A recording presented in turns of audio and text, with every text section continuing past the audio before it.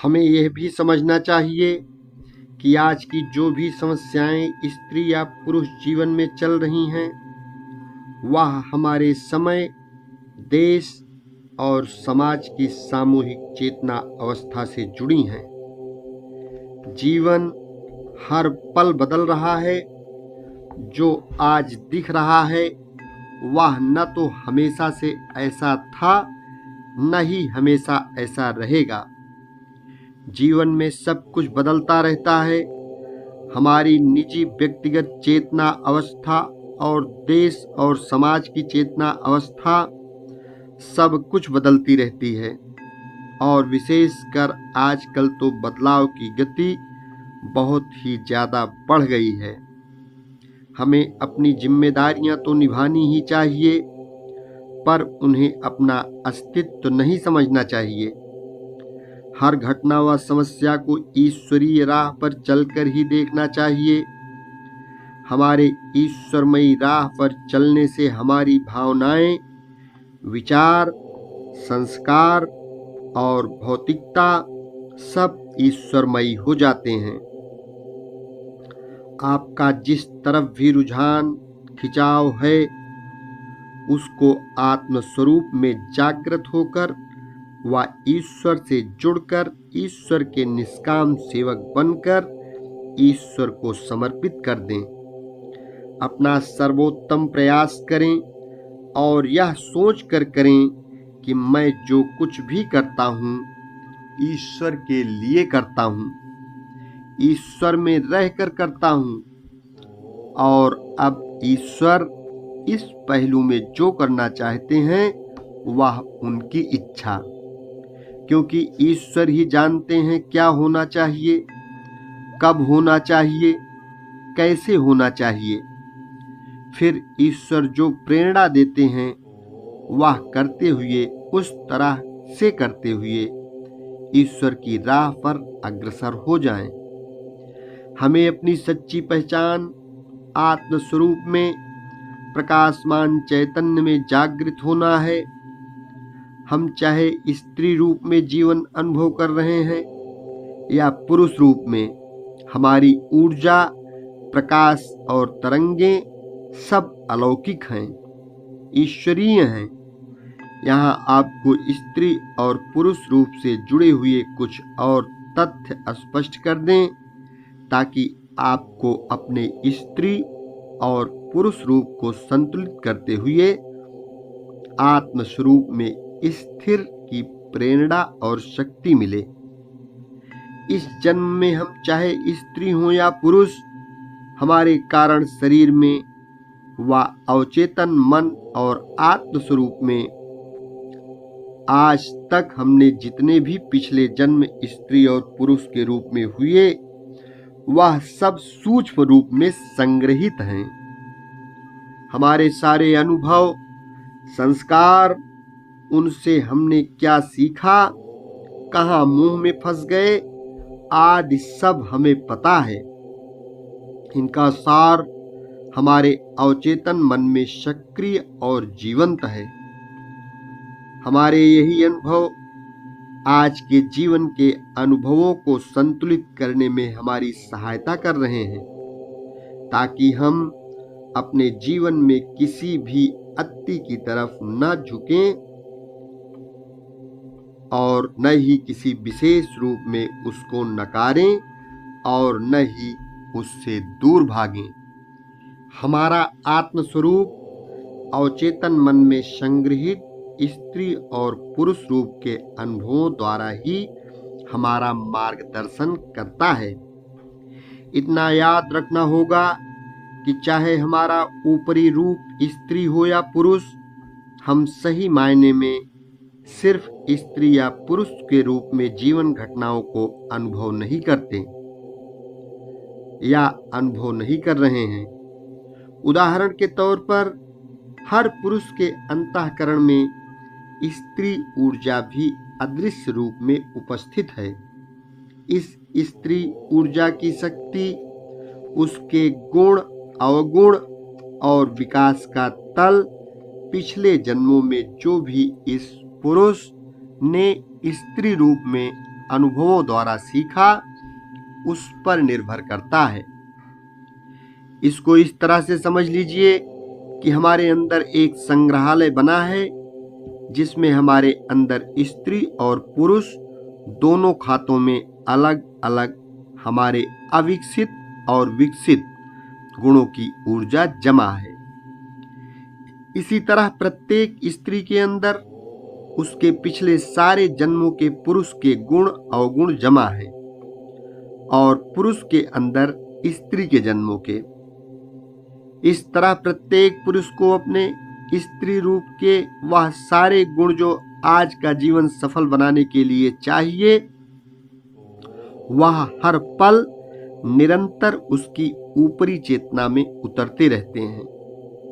इसी प्रकार हर स्त्री को अपने अंदर के पुरुष रूपों का सानिध्य मिल सकता है या मिलता रहता है।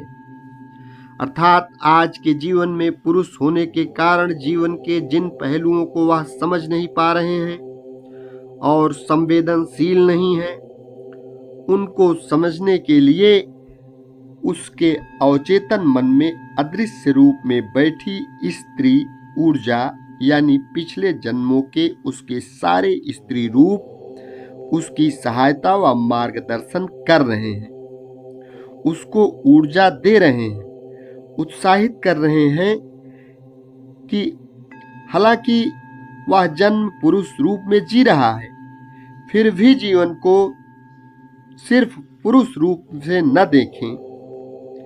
स्त्री और पुरुष दोनों के दृष्टिकोण से देखते हुए जागृत रूप से इन दोनों से ऊपर उठकर उससे परे अपने आत्म स्वरूप को देखें। इसी प्रकार स्त्री को उसके पिछले जन्मों की पुरुष ऊर्जा द्वारा मार्गदर्शन और सहायता मिल रही है। यह तो आपको ज्ञात ही है कि पुरुष और स्त्री की अनुभव ऊर्जा भिन्न होती है, इसलिए दोनों के गुण अवगुण भावनाएं एक दूसरे से भिन्न हैं। इन दोनों रूपों में ईश्वरीय ऊर्जा के दोनों ध्रुवों की ऊर्जा का अनुभव करते हुए आगे बढ़कर ईश्वरीय आयाम में पहुंचने अर्थात इन दोनों ध्रुवों से ऊपर उठने के लिए दोनों ऊर्जा स्वरूपों को पूर्ण विकसित और संतुलित करना अति आवश्यक है। इसीलिए कहा जाता है कि पुरुष के बिना स्त्री अधूरी है और स्त्री के बिना पुरुष अधूरा है। इसका अर्थ हमारे बाहर की दुनिया व हमारे बाहर के जीवन के स्त्री और पुरुष से कोई मतलब नहीं, कोई लेना देना नहीं। इसका सही अर्थ है कि प्रत्येक व्यक्ति के अंदर की स्त्री और पुरुष ऊर्जा जब हमारे दोनों ऊर्जा ध्रुव पूर्ण रूप से विकसित और संतुलित हो जाते हैं, तब हम पूर्ण हो जाते हैं और संपूर्ण होकर इन सब से ऊपर अपने विशाल और विराट रूप आत्म स्वरूप में स्थिर हो जाते हैं। तब हमारा यह स्त्री और पुरुष रूपी उपकरण अपने आप गिर जाता है और हम मुक्त होकर अपनी आगे की अलौकिक यात्रा पर अग्रसर हो जाते हैं। इस बात को गहराई से समझने की कोशिश करिए, अपने अंतर मन में उतरकर इसका चिंतन कीजिए।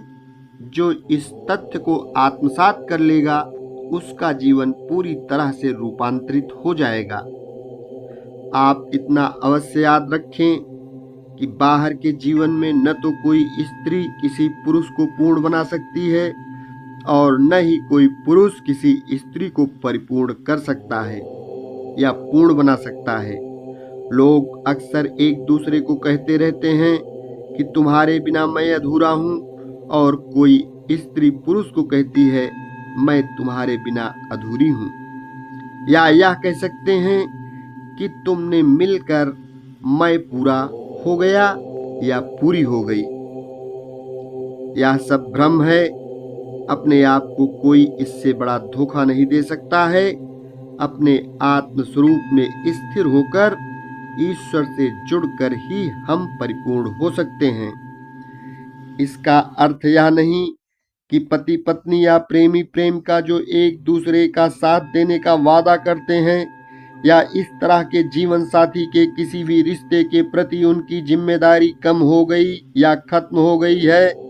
अंतर्मन का आत्मज्ञान जिम्मेदारियों से भागना नहीं, बल्कि उनको पूरी ईमानदारी, सच्चाई और निष्ठा से निभाना है।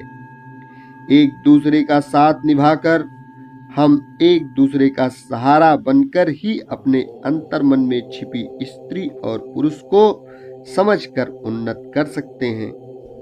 जो स्त्री और पुरुष अपने जीवन के सारे रिश्तों में हर स्त्री व पुरुष का आदर नहीं करते, एक दूसरे को किसी भी तरह से नीचा दिखाते हैं, इसका अर्थ सिर्फ यही है उनके अपने अंदर में यह रूप कितने अविकसित हैं।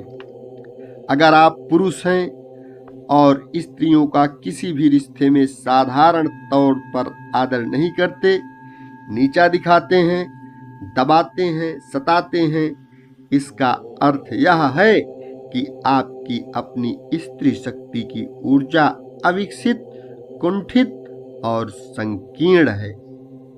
स्त्री और पुरुष जिस भी रिश्ते में हमारे सामने आते हैं, वह सब हमारे अंदर की ही इन दोनों ऊर्जा रूपों का प्रतिबिंब है। हमारे गुण और अवगुण, हमारा अधूरापन ही हमारे सारे रिश्तों के प्रतिबिंब में दिखाई देता है। दूसरों के प्रति हमारा व्यवहार क्या है और कैसा है, यह दर्शाता है कि हम सही रूप में कितना अपने अहम से जुड़े हैं और कितना ईश्वर से जुड़े हैं। आप किसी दिन शांत मन में एकांत में बैठकर अपने जीवन में प्रत्येक स्त्री और पुरुष के जितने भी रिश्ते हैं, उनके प्रति आपका व्यवहार और रवैया कैसा है, आप उनके बारे में क्या सोचते हैं, आपकी भावनाएं ईर्ष्या, घृणा, मैत्री और स्नेह की हैं या किस तरह की हैं, इन सब का विश्लेषण करें। आपके अंदर स्त्री और पुरुष रूप की ऊर्जा और चेतना के विकास का तल क्या है, आपको अपने आप समझ में आ जाएगा। हम सबके अंदर स्त्री पुरुष रूप के कुछ गुण विकसित और कुछ अविकसित हैं। हम न स्त्री हैं न पुरुष, हम इन सब से ऊपर और परे हैं। यह सत्य अपने आप को हमें समझाना होगा, तभी हमारा जीवन पूरी तरह से रूपांतरित होगा। इसके लिए ईश्वरमयी राह पर चलकर आत्म रूप में जीवन की हर घटना को जीने की कला सीखनी होगी।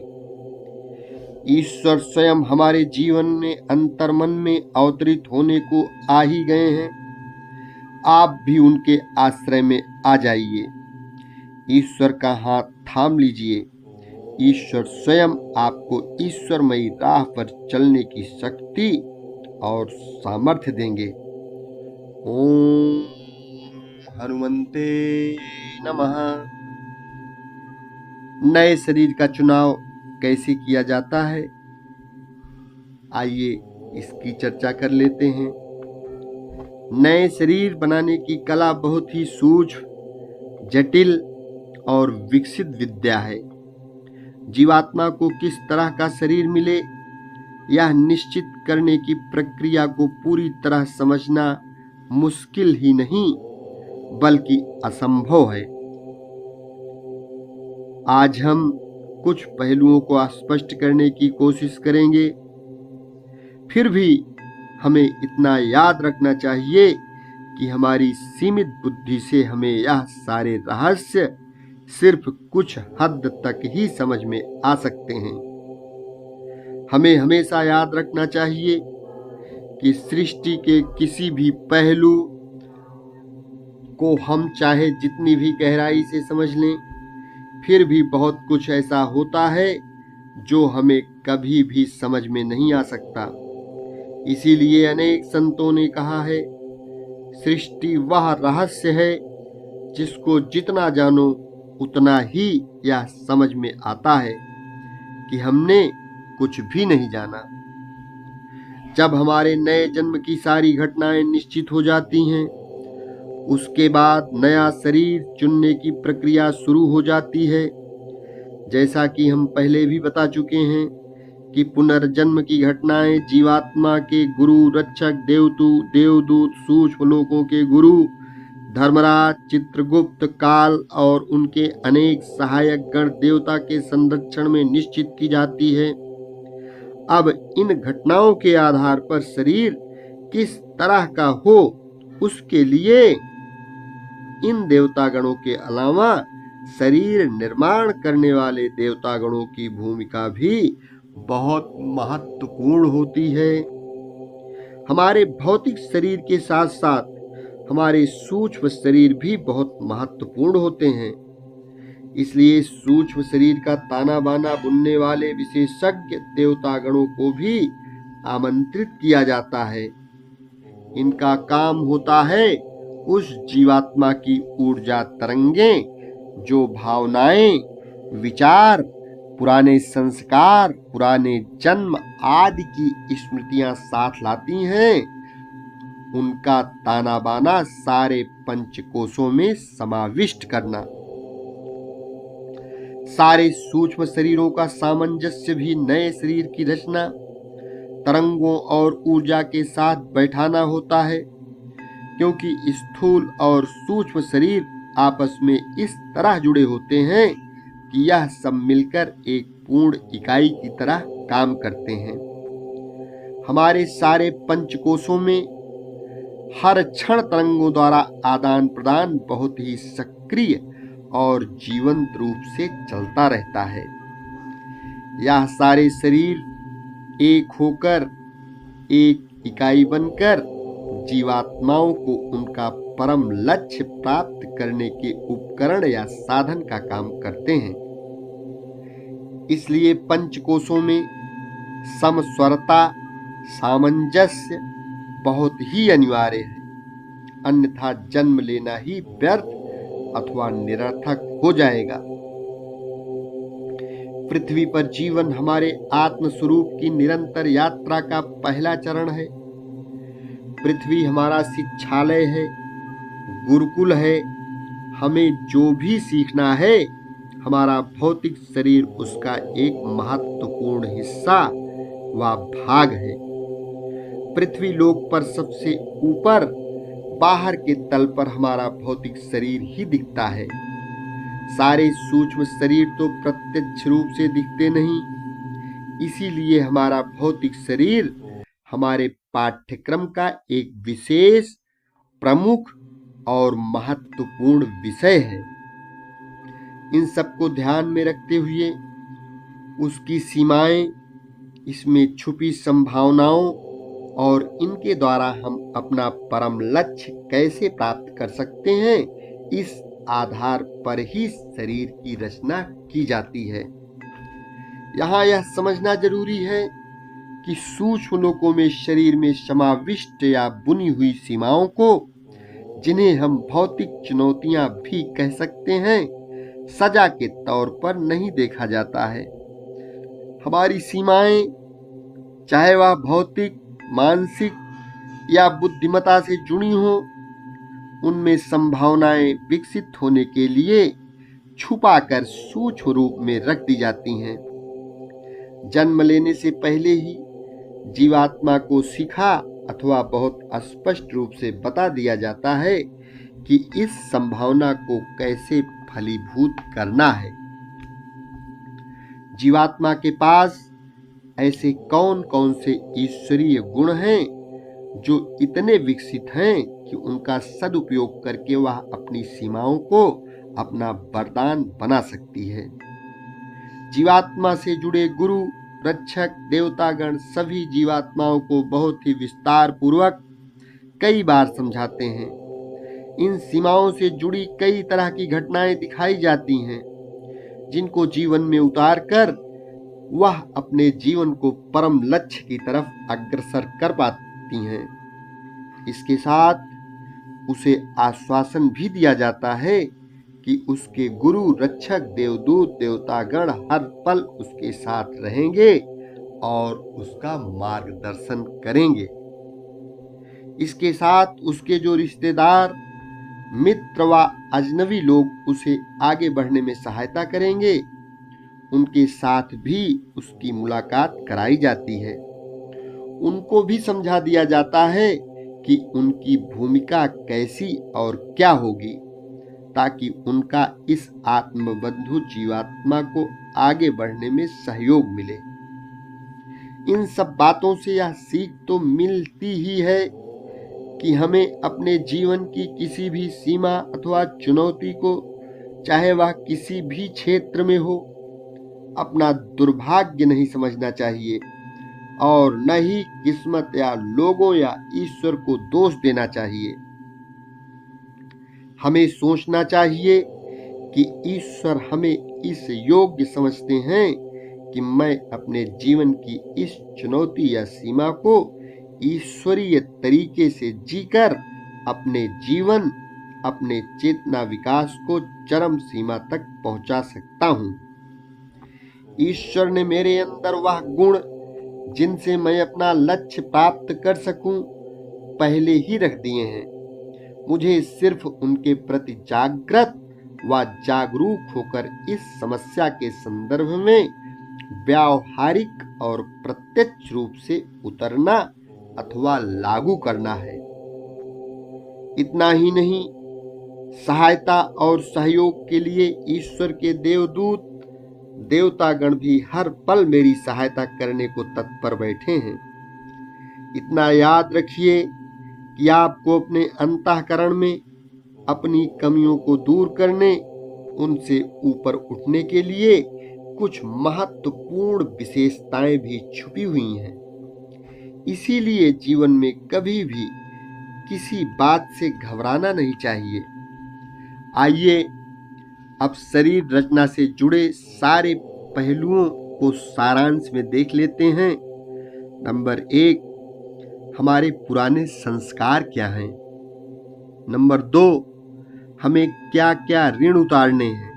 नंबर 3, कौन कौन से ऋण वसूलने हैं। नंबर 4, हमारे पिछले जन्म के कौन से पुण्यों का फल हमें इस जन्म में मिलना है। नंबर 5, पिछले जन्म के कौन कौन से घाव हमें इस जन्म में भरने की कोशिश करनी है, अर्थात हमारी वह कमजोरियां, अवगुण, संस्कार जिनके कारण हमें यह घाव लगे, उनको समझना है और उससे ऊपर उठना है, ताकि हमारे पुराने घाव भर जाएं और हम आगे चलकर अपने आप को फिर कभी घायल न होने दें। अपने घावों को भरकर ही हम जीवन यात्रा में जीवनमयी मार्ग पर अग्रसर हो सकेंगे। हमारे भावना शरीर पर लगे घाव भी अक्सर भौतिक या मानसिक कमियों की तरह दिखते हैं। जाने या अनजाने जो घाव हमने दूसरों को लगाए, वह भी हमारी भौतिक या मानसिक यातनाओं का कारण बन जाते हैं। नंबर 6, जीवात्मा को कौन से ईश्वरीय गुण और ज्यादा निखारने हैं। हर नए जन्म में जीवात्मा अपने किसी एक विशेष गुण को और भी ज्यादा निखारने का लक्ष्य सामने रखकर आती है। इन गुणों को उसने जीवन में उतारना शुरू कर दिया है और कुछ हद तक विकसित भी कर लिया है, परंतु अभी इन गुणों में और भी निपुण व कुशल होना है। नंबर 7, हमारी योग्यता कितनी है, इस बात का पूरा ध्यान रखा जाता है, अर्थात हमारी शक्ति और सामर्थ्य के अनुसार ही नया शरीर दिया जाता है। नंबर 8, भौतिक, भावनात्मक और मानसिक रूप से कभी कोई ऐसी चुनौती नहीं दी जाती कि उसको साधने में हमने पिछले जन्मों में जितना आत्मविश्वास किया है उससे नीचे गिर जाएं, अर्थात हमारे आत्म विकास की स्थिति के अनुसार ही हमें समस्याएं दी जाती हैं। नंबर 9, शरीर इस तरह से रचा जाता है कि जीवात्मा अधिक से अधिक उन्नति कर सके और उसे कम से कम कष्टों का सामना करना पड़े। यहाँ उन्नति का अर्थ है आत्म स्वरूप में जागृत होना और ईश्वर से जुड़ना। ईश्वर की दृष्टि में भौतिक दुनिया की सफलता, पद, तरक्की, धन, दौलत इत्यादि कोई महत्व नहीं रखते हैं। ईश्वर की दृष्टि से सफलता, असफलता, अमीरी, गरीबी, छोटा बड़ा, छोटा पद, ऊंचा पद सब सिर्फ साधन व निमित्त हैं। नंबर 10, हर जन्म में हम एक नया उद्देश्य लेकर आते हैं। हम कुछ विशेष सीखने का मन बनाकर आते हैं। कुछ विशेष ईश्वरीय गुण सीखने होते हैं जिससे हम ईश्वर से और ज्यादा जुड़कर अपने आत्म स्वरूप में और भी जागृत हो सकें। यह वह ईश्वरीय गुण है जिन पर हमने पहले कोई काम नहीं किया। अब हमारी चेतना इतनी विकसित हो चुकी है कि हम इस विशेष ईश्वरीय गुण को अपने जीवन में उतारने की शुरुआत कर सकते हैं। नंबर 11, इन सब पहलुओं को ध्यान में रखते हुए हमें जो कुछ भी करना है उसके आधार पर जीवात्मा निश्चित मात्रा में ऊर्जा लेकर आती है। शरीर को इस तरह से रचा जाता है कि जितनी आयु मिली है और जिस तरह का जीवन जीना है, चुनौतियों का सामना करना उतनी ऊर्जा से ठीक से की जा सके। इस प्रकार आपने देखा कि हर जीवात्मा की जरूरत के अनुसार शरीर बिल्कुल उपयुक्त होता है। यह तो अक्सर होता है कि हमें अपने शरीर की कमी नजर आती है क्योंकि हम अहम की दृष्टि से देख रहे हैं, लेकिन जीवात्मा जागृत व जागरूक होती है। उसको पता भी होता है और गुरुजन द्वारा समझाया भी जाता है कि शरीर पंचकोश का आधार, उसका अपना विकास और नए जन्म का प्रयोजन ही है। इसके अलावा जीवात्मा ज्यादातर स्वयं भी जो सीखना है उसे सीखने के लिए आतुर होती है। जीवात्मा स्वयं भी अपने पुराने कर्मों के ऋणों को उतारना चाहती है। गुरु के सुझाव में ही अपना भला समझती है। कभी कभी कुछ जीवात्माएं अपने नई शरीर से, उसकी घटनाओं से घबराती हैं और नाखुश भी होती हैं। फिर भी उनको पता है कि अहम से बंधे बंधे जो भी हुआ है वह तो उसको महसूस ही करना है। जीवात्माओं को पता है कि जो दुख या कष्ट हम दूसरों को देते हैं वह अनुभव अर्थात अनुभूति हमें स्वयं भी करनी पड़ती है, ताकि हमें पता चले, समझ में आए कि हमारे व्यवहार का दूसरों पर क्या प्रभाव होता है। जो जीवात्माएं विकसित हो जाती हैं, अर्थात जब अपने अहम से ऊपर उठकर आत्म स्वरूप में पूर्ण रूप से जागृत होकर ईश्वर में स्थिर हो जाती हैं, वह शरीर चुनाव वाले देवता गणों के साथ बैठकर अपना नया शरीर व जीवन की घटनाएं और आयु स्वयं चुनती हैं। वह ईश्वर की निष्काम सेवक बन जाती हैं और किसी विशेष प्रयोजन के लिए धरती पर उतरती हैं। इस प्रकार से उनका अपना खुद का प्रभाव होता है।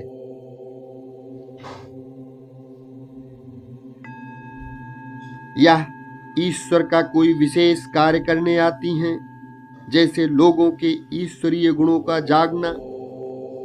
जगाना, आत्मज्ञान देना, दुनिया की नकारात्मक तरंगों को रूपांतरित करना आदि कई तरह के कार्य करने आती हैं। इनके सारे कार्य जन कल्याण के लिए होते हैं। यदि आप भी चाहते हैं कि आपका जीवन सुख शांति से गुजरे और परलोक में भी आपको उच्च श्रेणी वाले ईश्वरीय लोकों में स्थान मिले, तो ईश्वरमयी राह यानी सत्य का मार्ग, उस पर चल पड़िए।